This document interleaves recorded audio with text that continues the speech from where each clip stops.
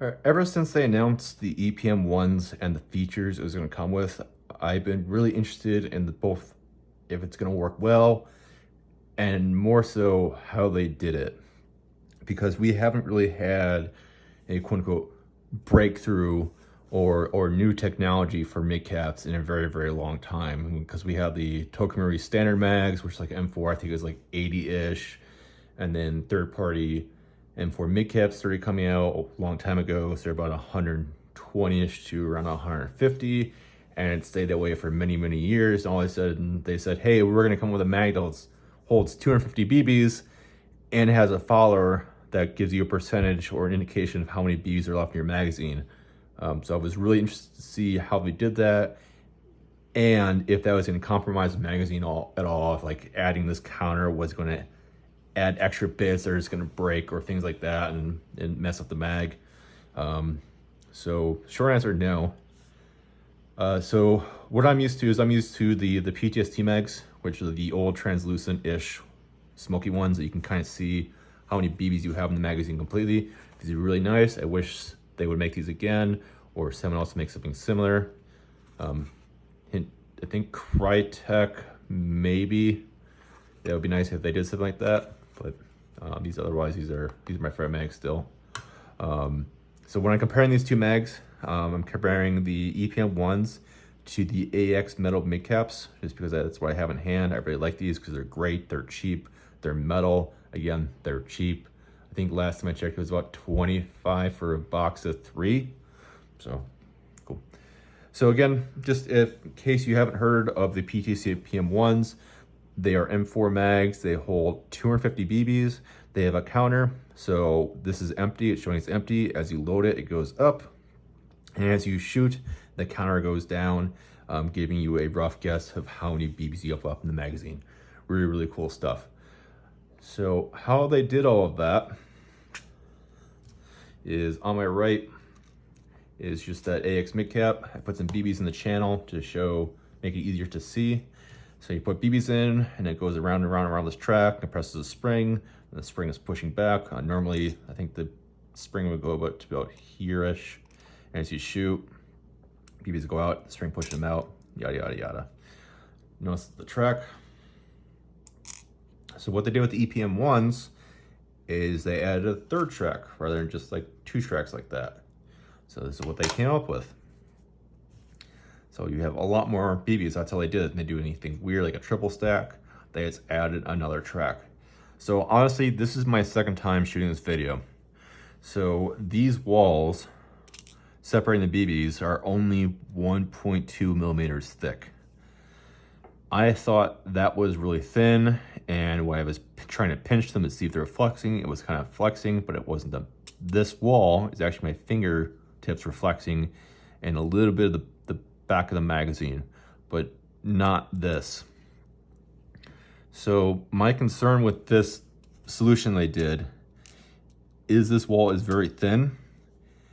So I am worried about debris getting in here, and then you try to crank down your Odin or speed loader and you keep pushing down this jam like typically it's like a small twig or branch, well, not a branch, a leaf, just anything random wise could get in here and jam and wedge it in there as you push it around. So when you are using these, I would not force it. Now, if you have an Odin, and if you don't, you should go get an Odin. There is a screw on the side you can use to adjust how much force it uses before it kind of slips. It's kind of a clutch. So I wouldn't tension that so tight that it's going to force stuff in here beyond what it should do. So definitely go find a video on how to adjust the clutch in an Odin. That way, when you are buying these mags, because they are $30 a piece, you aren't running the risk of breaking these. I would also make sure to clean these more often than you're used to. It really is going to depend on where you play. I mean, if you're playing indoors, you don't have to worry about that. But if you're playing in dusty things, you're gonna get some dust in there. If you're playing outdoors, you could get just random stuff. Either you drop it or stuff gets in your BBs or in your dump pouch. However, just be careful when you're doing that because these are $30. So the other thing is, if you're playing milsim games, quote unquote milsim games with an AEG, I don't know why you're trying to do milsim games with an AEG. You should be using a GVB, but that's a different discussion. So games like Line Claws, Milsim West, American Milsim, I don't know how they're going to react to rifleman style players having magazines that hold 250 BBs.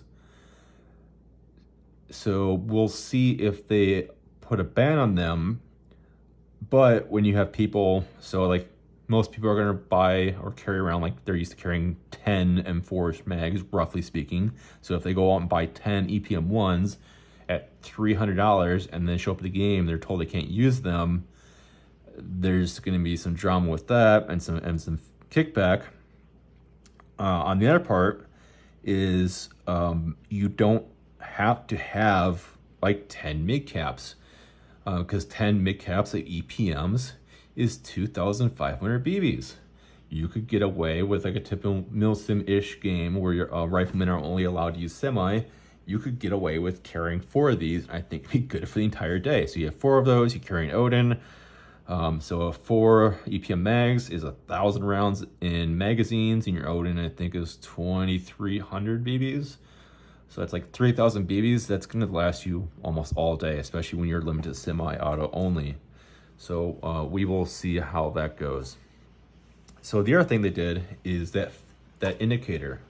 So again, you load it. This is empty. When it is full, it was all the way up top, and as you shoot, it goes down. So how they did that is, like I mentioned before, there's a spring that gets wound around here. As you wind it all the way up, the spring is going to compress and compress and compress and compress and compress and come to about here-ish. So they added another spring right here.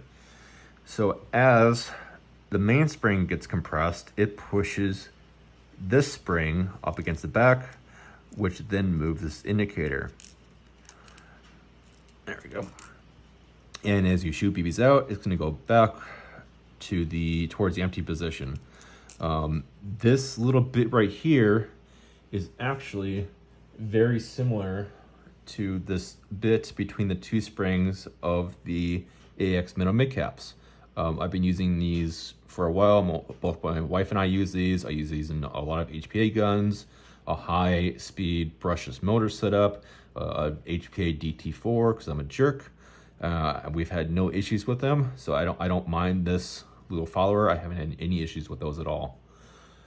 So again, this little counter feature is really nice. I don't see it like breaking anyway and creating additional fail points. The only thing to note is on the side of the EPMs, they have this plastic insert. This plastic insert, I believe, keeps in that little plastic piece. So you have to keep this in there. Plus you want that in there to keep junk out of this track. So you definitely want to keep those in. You don't want to take them out. I don't know why you would, but just putting out there. The last thing I wanted to go over is the follower of the BB. So on these old PTS T-Mags, they actually had a design defect where a BB could get stuck on the side of the follower and then get jammed against the wall. So BB would get jammed here because it was too small. This is pretty beefy. The top of it has a cool little design, so a BB kind of sits in there a little bit with this little indent. So I have no problem with the follower design. Yeah, I don't see that's going to jam like the old T-Mags did. By the way, if you're looking for the solution for that, K2A K120 followers fit perfectly in here and fix that problem because the follower fills up the whole track. But so yeah, they cost $30 a piece. I definitely want to keep them clean. Slightly concerned about long-term use and in really hot environments with this plastic wall.